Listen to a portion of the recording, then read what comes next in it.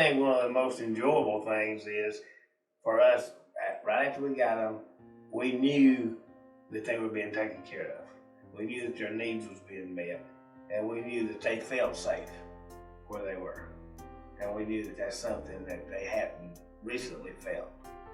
And that was enjoyable for us, and it was also a relief for us to know that. And then knowing or seeing their reaction to us, because we were their grandparents, but now we were their parents. And that was kind of hard for us to start with, because you want to be grandparents, but then you realize that you've been put into a situation where you become their parents. And that's two different roles. So you can't spoil them and send them home, because they are home. You're spoiling them and hurting yourself. So that was quite an adjustment for us. But just seeing them react to us and the joy that they were feeling by being there with us brought a lot of enjoyment to us. So just knowing that they're being taken care of and knowing that they are enjoying where they are. McKenna would say, as we were near our house in the car, she said, "We're home," and that brought joy to us, because we knew she had a place now that she could call home, and that was great for her, and it was wonderful for us. I think a big part for me was their eyes. When we would get them to start with, their eyes were dull, and you could see they were under some kind of stress. And when their eyes would shine, and I'd say to Doug, sometimes I'll say, "Look at her eyes, Doug. I know we're tired." I mean, I get tired, and we're like, "Oh, who stays up tonight?" kind of deal. Or and I will just say to Doug, or I'll say, "Listen," and you can hear them laughing, playing something in the background. I feel like we give them their childhood back. Peyton wasn't old enough to really understand, but McKenna was, and I think we give her that back, where her eyes can shine and she can play and she can, say, "This is home." She knows where home is, because there was several times that I don't think she had a place. She didn't have a place to stay. They didn't have a place. So we got a 3-year-old and a 4-month-old, and that was tough for a while on us, because we were too old to have that young kids. But but the people at work would say to me, "Now you understand why people say God gives children to young people." Yeah. And I'd say, "But yeah, but I didn't have to be showed." I could have just heard that. I did not have to be told that, shown that. It's a joy to be able to provide that for our grandkids. And so we had a desire for them to have what they needed and to enjoy life again. And we was able to do that with the help of a lot of other people.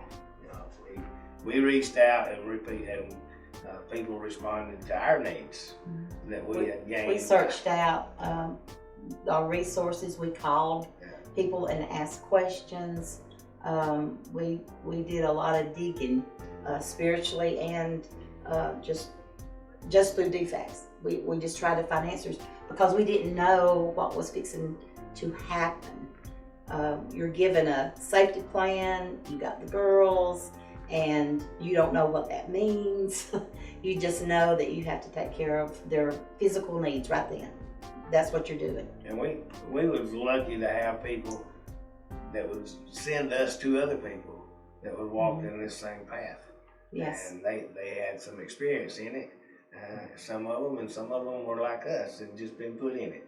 But at the same time, we was able to encourage one another and ask questions and get answers, and it's encouraging to know that you're not in it alone.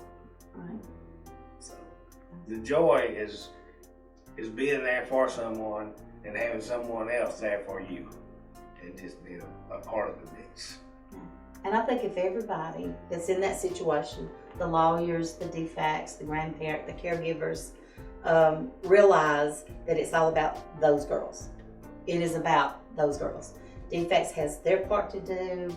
We had our part to do. Lawyers had their part to do. But it's all about the girls, because right at that moment, they have nobody else. They have nobody else. And if we're not there for them, then they don't have anybody. So they don't know who to turn to. So you have to be there for them. Right. That's about what it amounts to. Is you just got to make that decision that you're going to do it, and then you just reach out. You ask questions. You look for resources. I really wished at the time that there had been that one place to go, but we ended up calling several different places, trying just to find where to call next. So it would have been good to have a place that we could have just went to one page and saw, this is where we go for their medical cards. This is who we talk to about this, and who lets us know when the next court date's coming up. We've got a question, we know something's going on. Who do we turn that information over to? There was just several things that we learned as we went, because we didn't know. And you do learn a lot, because there's a lot to be learned. Yeah. And like I've said before, at 2 o'clock in the morning, they're crying, and you're crying, and they're wanting mommy, and you don't know what to say, how to do that. You just have to pour the love out. And you need some too. I mean, if Doug didn't pat me on the back every once in a while, or I would try to encourage him, I don't know how we would have made it. That's what I know.